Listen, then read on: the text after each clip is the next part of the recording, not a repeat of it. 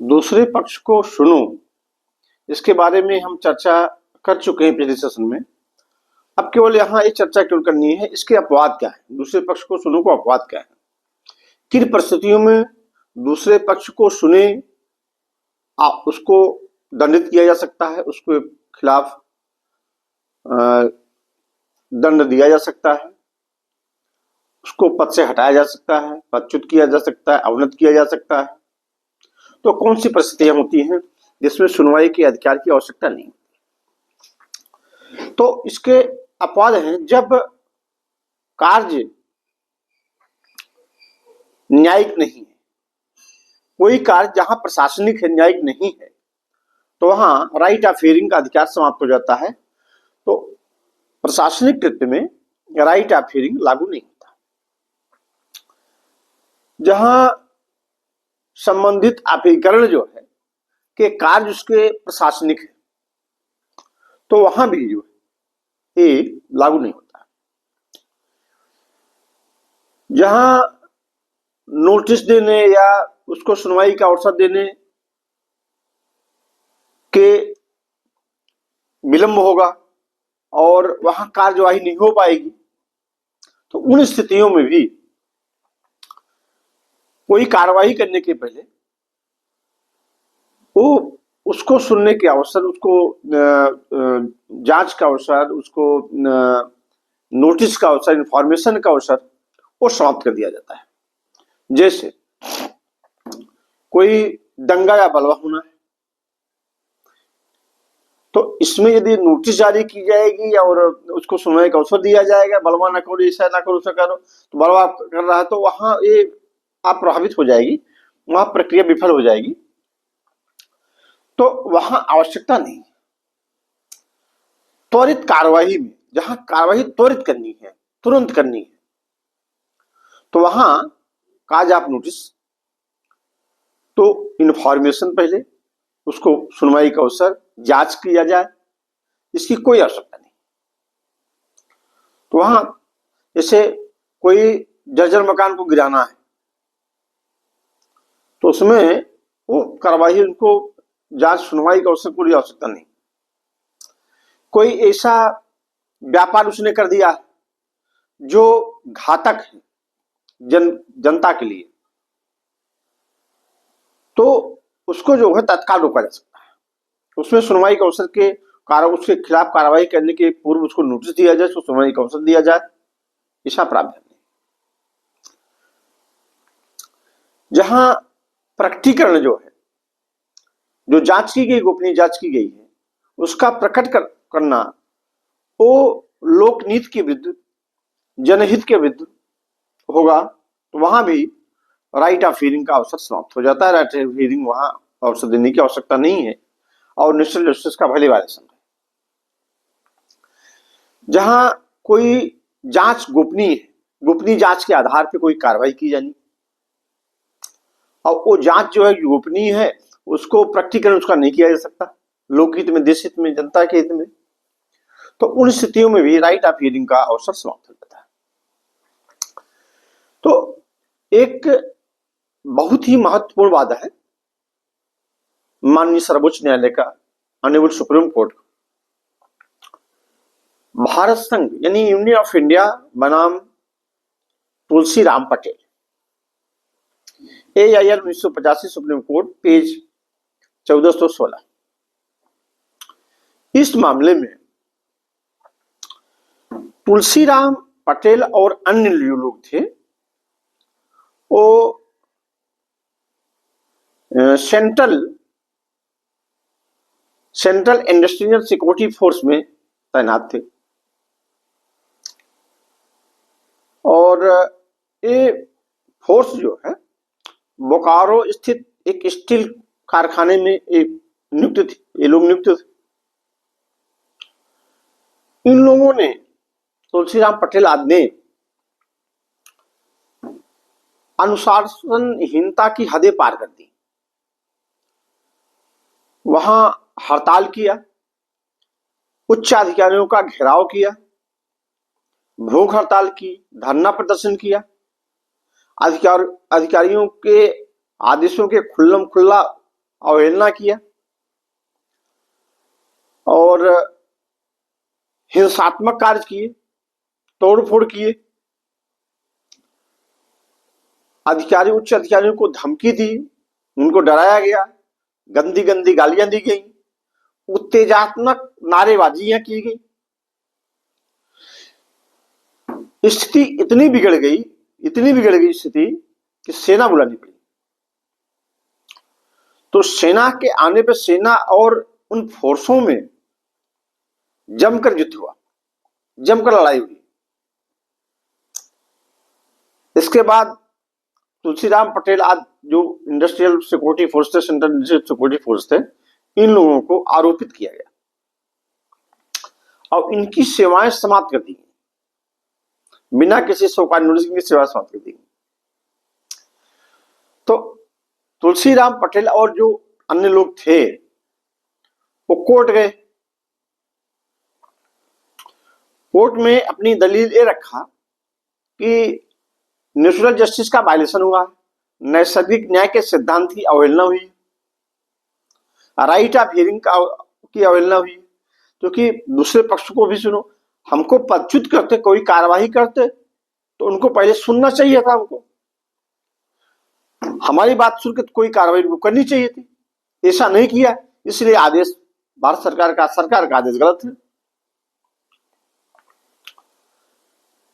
आगे तर्क दिया कि ये अनुच्छेद 311 का खुल्लम खुल्ला वायलेशन है, आर्टिकल 311 का वायलेशन है, यानी अनुच्छेद भारतीय संविधान के अनुच्छेद 311 का उल्लंघन है, फंडामेंटल राइट का उल्लंघन है, यानी मौलिक अधिकार का भी उल्लंघन है, अनुच्छेद 14 का भी उल्लंघन है। तो ऑनरेबल सुप्रीम कोर्ट ने कहा कि नैसर्गिक न्याय का सिद्धांत का पालन हर परिस्थितियों में अलग अलग होता है। वहां देखना होता है कि परिस्थितियां किस प्रकार की हैं, तो वो विवेक पर भी अधीन करती हैं। हर परिस्थितियों में नैसर्गिक न्याय के सिद्धांत, सुनवाई, राइट ऑफ हियरिंग का पालन नहीं किया जा सकता और नहीं होना चाहिए, चाहे वहां न्याय के उद्देश्य विफल हो जाएगा। तो परिस्थितियां कैसी हैं ये देखना जो है बहुत ही महत्वपूर्ण है, क्योंकि अनुच्छेद 300 अब समझ लीजिए कि 311 में क्या है। 311 सब क्लास 1 यानी अनुच्छेद 311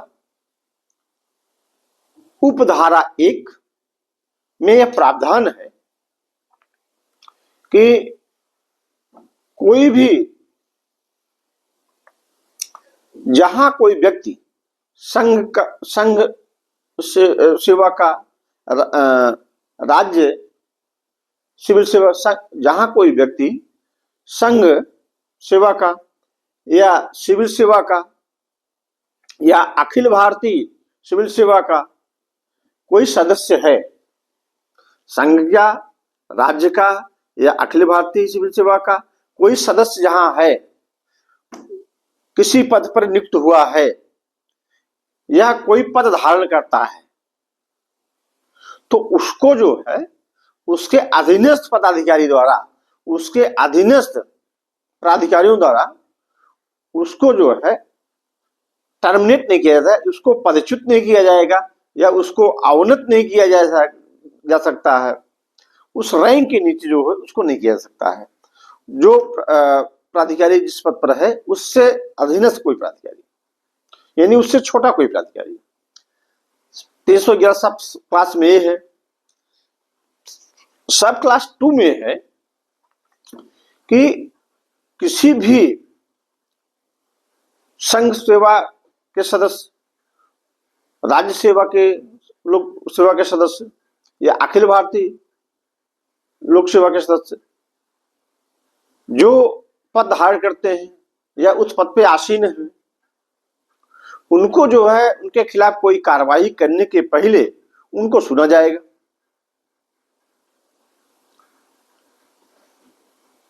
ये दो तर्कों का, ये दो पॉइंट का तुलसीराम पटेल में ये कोट किया गया। तो न्यायालय ने कहा कि परंतु भी पढ़िए, यानी 311 सब क्लास 2 के परंतु में है कि जहां स्थितियां ऐसी है जांच करने पे और जांच में जो साक्ष्य आया है उससे यह प्रख्यापित हो जाता है कि वो दंड करने का पूरा जो है, उसको दंड देने का या उसके ऊपर आरोप लगाने का या उसको पदच्युत करने का, अवनत करने का, रंग से नीचे करने का, टर्मिनेट करने का, उस साक्ष्य पर ऐसी ऐसी उस साक्ष्य के आधार पर उसको किया जा सकता है। जांच में, फिर सुन लीजिए, जांच में जो साक्ष्य आया है उस साक्ष्य के आधार पर यदि उस व्यक्ति को टर्मिनेट यानी बर्खास्त, निलंबन या उस पद से अवनत यदि किया जा सकता है उस साक्ष्य के आधार पे और परिस्थितियां ऐसी हैं, तो उसमें जो है राइट ऑफ हियरिंग, सुनवाई का अधिकार कोई आवश्यकता नहीं, उसमें न्यायिक सिद्धांत का पालन करने की आवश्यकता नहीं, सुप्रीम कोर्ट ने कहा। अब इस आधार पे जो है माननीय सर्वोच्च न्यायालय ने इन पर जो है, जो भारत सरकार ने, जो सरकार ने उनके ऊपर आरोप लगाए थे, उसको कहा कि उसमें अभ्यावेदन देने की, यानी सब क्लास 2 में है कि मतलब प्रत्यावेदन देंगे।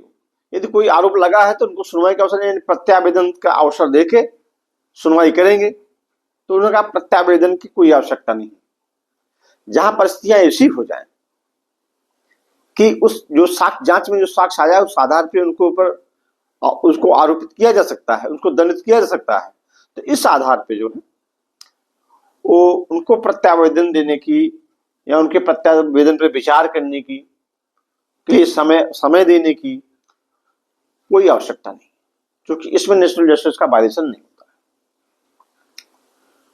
और 311 सब क्लास 3 में है कि जो प्राधिकारी है जो इसको डिसाइड कर रहा है कि सुनवाई का अवसर नहीं दिया जाना चाहिए, वह उसके विवेक पर निर्भर करेगा और उसका विवेक अंतिम होगा। तो माननीय सर्वोच्च न्यायालय ने सुनवाई का अधिकार तुलसीराम पटेल वाले मामले में, क्योंकि उन्होंने कहा कि नेशनल जस्टिस का वायलेशन नहीं हो रहा है, तो कई पॉइंट दिए उसमें कि इन आधारों पे, क्योंकि इनका कार्य जैसा था और जिनका कार्य जैसा था, जैसा साक्ष्य है, तो उसको जो है, उनको जो है नौकरी बनने लायक नहीं हो, उनको सेवा में बनने का कोई अधिकार, जो बने रहने कोई अधिकार नहीं है, डिस्चार्ज कर दिया। अब जो 310 अनुच्छेद 310 जो है, अनुच्छेद 310 जो है संघ और राज्य सेवा में जो प्राधिकारी हैं, जो अधिकारी हैं, उनके लिए प्रोवाइड करता है। 310 अनुच्छेद कहता है संघ सेवा या राज्य सेवा या अखिल भारतीय सेवा का कोई पद जो धारण करता है वह राष्ट्रपति के और राज्यपाल के प्रसाद पर्यंत तक अपना पद धारण करेगा। अब इसको थोड़ा सा फिर हम क्लियर कर रहे हैं। नंबर 1, जो कोई व्यक्ति संघ सेवा, अखिल भारतीय सेवा का कोई सदस्य है या वह पद धारण करता है या उस पद पर धारण करता है, पद धारण कर रहा है, तो वह राष्ट्रपति के प्रसाद पर्यंत तक अपने पद पर बना रहेगा।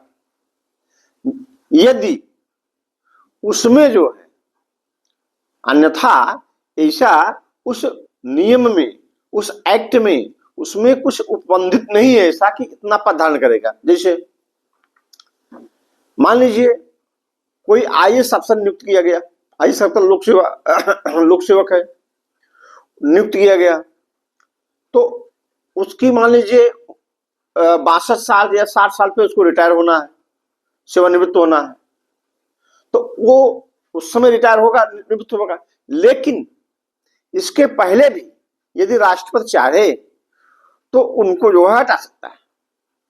यानी साफ साफ लिखा है कि राष्ट्रपति के प्रसाद पर्यंत तक, यानी लोक सेवा आयोग का, संघ सेवा आयोग का, अखिल भारतीय सेवा आयोग का कोई भी सदस्य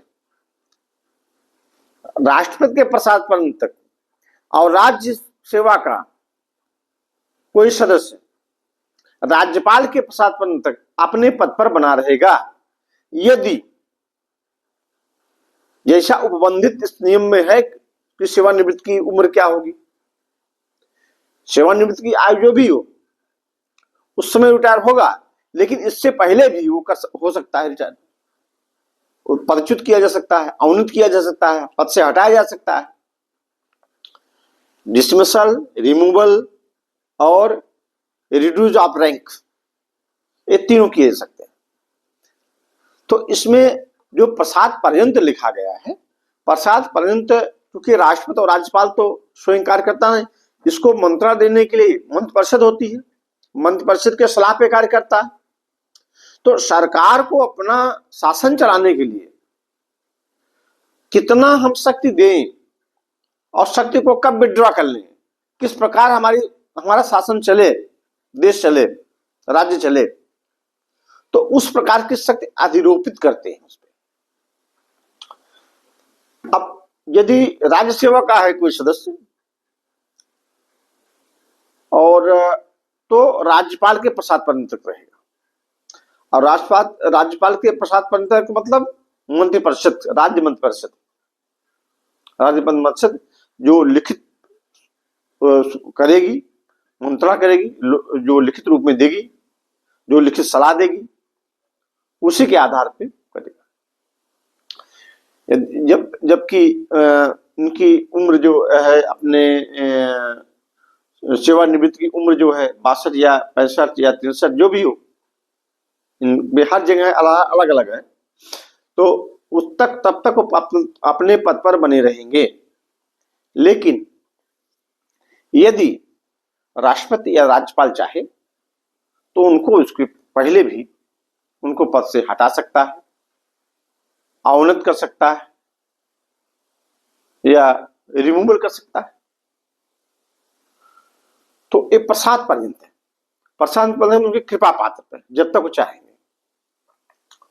तो उस मामले में भी सुप्रीम कोर्ट तुलसीराम वाले मामले में राइट ऑफ हियरिंग का अधिकार समाप्त कर दिया, राइट ऑफ हियरिंग नहीं दिया, कहें कि परिस्थितियां ऐसी नहीं है। तो राइट ऑफ हियरिंग जो है, इन परिस्थितियों में जहां लोकहित प्रभावित हो रहा है, जनहित प्रभावित हो रहा है, अर्जेंट कार्य की आवश्यकता है, तुरंत कार्य की आवश्यकता है, प्रशासनिक कृत्य है, इन मामलों में नैसर्गिक न्याय के सिद्धांत का पालन नहीं किया जा सकता, यानी राइट ऑफ हियरिंग यानी सुनवाई का अधिकार का पालन नहीं हो सकता है। तो ऐसे मामलों में honourable supreme court, honourable high court के तमाम जजमेंट आए हैं, तमाम हैं कि किन परिस्थितियों में यह जो है राइट ऑफ हियरिंग प्रशासनिक कृत्य में विवेक पर निर्भर करता है। तो वो जो है प्रशासनिक कृत्य जो है कि किस प्रकार का कृत्य है, परिस्थितियां कैसी हैं। ऐसा नहीं है कि राइट ऑफ हियरिंग हर मामले में ही मिलेगा। यदि परिस्थितियां ऐसी हैं जिससे न्याय का उद्देश्य विफल हो जाता है, निष्फल हो जाता है, न्याय नहीं हो पाएगा, तो वहां राइट ऑफ हियरिंग कम कर दिया जाता है, समाप्त या तो समाप्त भी कर दिया जाता है, तो वहां राइट ऑफ हियरिंग की आवश्यकता नहीं।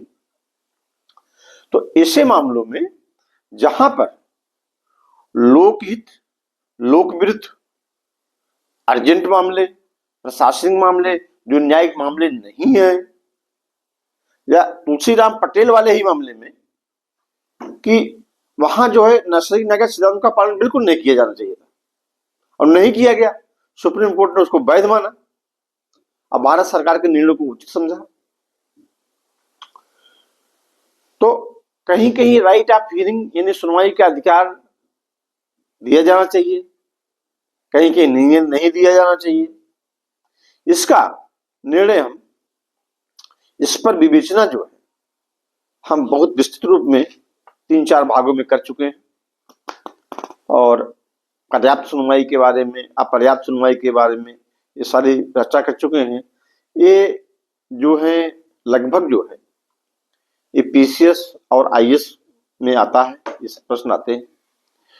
इनके बारे में यदि कोई किसी को कोई शंका हो और कोई कमेंट करना चाहे, कोई बात जानना चाहे, कोई पूछना चाहे, तो आप इसको कमेंट बॉक्स में डाल सकते हैं, पूछ सकते हैं। हम पूरी कोशिश करेंगे उसका समुचित उत्तर दें। अब आज का सेशन इतना ही। धन्यवाद।